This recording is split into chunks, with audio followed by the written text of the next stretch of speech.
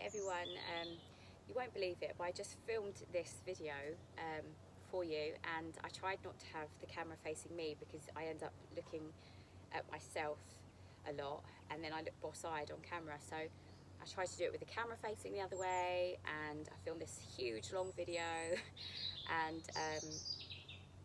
yeah, and basically I cut my head off and I cut myself off at the bottom, so everything that I was trying to teach you, you couldn't really see. So it was, do I put out something poor quality or try again? So I've gone for attention to detail, and we're going to try again. I promised last week that I was going to put together something, a small series to help beginners work into building the strength for arm balances. So I thought that we could start with the foundations of any yoga class, really, in some form or another, by looking at the three classical or the three traditional sun salutations, and then working through the vinyasa movements in order to build a solid foundation of arm strength to then lead you into working on crow pose. So it's a really nice day, haven't got to worry about lighting and hopefully sound too much. So we'll start with Surya Namaskar A. It brings us quite quickly into the what we call, or what traditionally, or we're familiar with being called the vinyasa. So you would start at the top of your mat in mountain pose, Tadasana, and just softening the shoulders. You would take some time here, breathing and just settling into your practice, setting any intentions for yourself. And so straight away from mountain pose, Tadasana, you're really looking for a good engagement of the body. So whilst the shoulders are relaxed, the thighs are strong, the tailbone is tucking slightly down so that the pelvis is in a nice neutral position and the tummy muscles are just starting to engage here. On an inhale breath, circling the arms up overhead. Exhaling, swan diving down, flat back all the way through to your forward bend. Inhale, halfway lift up and lengthen into half forward fold or Ardha Uttanasana. Exhaling, stepping your way back into plank pose.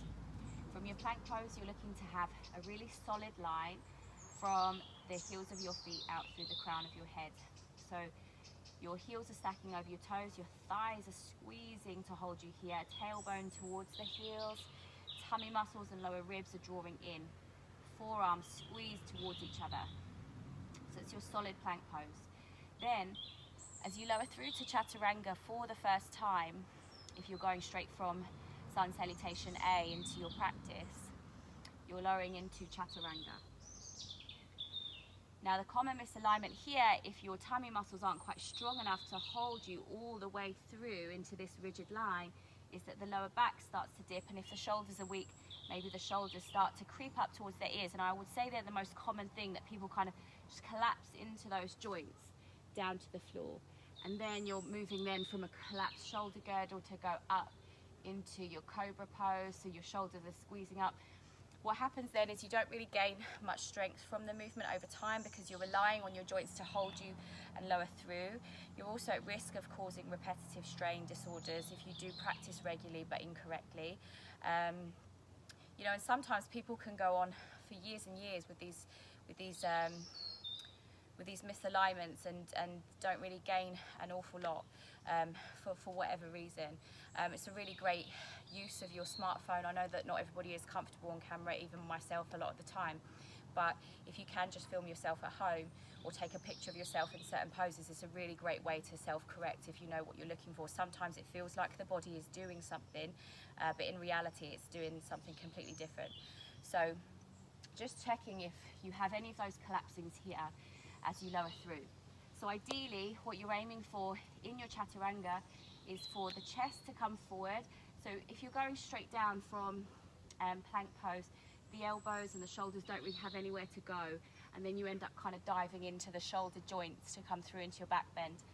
So from your plank pose, solid all the way through the spine, chest comes forward so that you can lower the elbows stacking over the wrists. So you have 90-degree angles all the way through from elbow to shoulders, and then inhale through to cobra or upward facing dog. Arms are still working really hard here to push down into the floor. Keep lengthening the head upwards and the shoulders down and back away from the ears. Then the tummy muscles engage, and it's almost like you move through plank pose again to get into downward facing dog. So one more in breath, and then exhale, pull the tummy in And then you're moving kind of through plank pose as you roll over the heels back to downward facing dog. You would stay for some time here breathing. Lower tummy is drawing in again to support the back here. Creases of the elbows are facing forward, index knuckle grounding down. From here, your choice to step or jump your way back into your forward bend. Inhale, halfway lift. Exhale to fold. Inhaling, swan dive back up. And exhale to finish back in mountain pose. So that would be one round of your sun salutation A. But you really want to work on trying to get a solid vinyasa lowering through. So then we'll just look at a modified vinyasa through one round of Surya Namaskar B. So again, you would start at the front of your mat in mountain pose. This time, inhale, bend the knees, sweep the arms forward and up into chair pose. Again, tummy muscles pulling in to support the spine. One more in breath, exhale, lower through. Inhale, halfway lift up. And we won't look at jump backs in this video specifically, so exhaling and just stepping your way back to plank pose. So supposing that you have spotted in yourself that you have some weakness in the tummy or the lower back or the shoulders. So weakness of tummy will let the lower back collapse as well. So if that's the case, you can start from all fours. So you would inhale from the top, exhale to extend and lower through. Again, you're trying to find that real squareness from shoulder down to the elbow, down to the wrist. So 90 degrees all the way through. So from here, inhale then, release the pelvis, pull the chest through. Arms go straight if you're going into upward facing dog. Shoulders are rolling back and down, lifting up out of the crown of the head. The thighs are still holding you really strong. And then again, tummy muscles will pull you through that plank pose shape to downward dog. Or again, if that's not quite comfortable, to move straight from upward dog back to downward dog with the support of your tummy muscles. Then you can alternate between this variation where you move maybe more through a little child's pose. So you remove some strain as you move back to downward dog. So inhaling from your upward dog, exhale, rolling over the toes back to downward dog. So knees come down, lower through, pull the chest through, and then the bum sits back to the heels, tuck the toes under, push the hips up and back to downward dog. So you've had that chance to move through the vinyasa once more. From downward dog, the traditional way is that left heel turns down, right foot steps forward. Inhale up, warrior one. Trying to square the hip bones forward. You would stay for one in breath, and then the exhale takes you straight back down through Chaturanga. So because it's a faster movement, it's much more easy to lose your awareness of your alignment.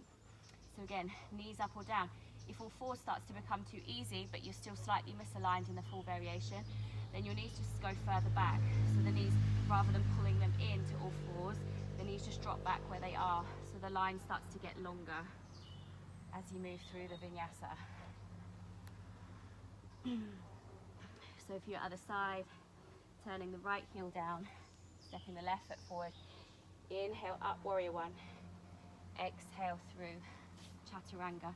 Elbows hug in, chest goes forward, hover, squeeze the elbows. Inhale, pushing up to upward dog. Exhale back, downward dog.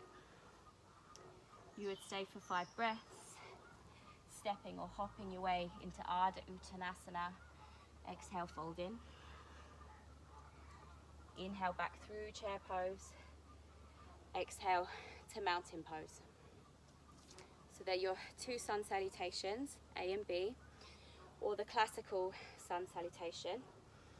Again, starting at the front of your mat. Inhale, circle the arms up, arching back this time. Exhale, lower through. So we'll just go one half. Inhale to step the left toes back and lower the back knee, lift the chest. You can either exhale your way back to plank pose and stop for the inhalation to lower on the exhale, or as you step back, inhale, hold the breath. So from plank pose, you're going to exhale down to 8-point pose. So dropping the knees, you start to find that little cat stretch almost as you come start coming into back bend, and then chest comes down, but you keep the resistance of the arms hugging in, or elbows hugging in, and controlling the movement all the way down chest and chin. So you're in this little S shape back bend. Inhale, then sliding through the thighs, stay strong, pulling the shoulders back. Exhale, hips to heels, pushing back to downward dog. Breathing in to step the left foot forward and lower the back knee. Exhale, forward fold.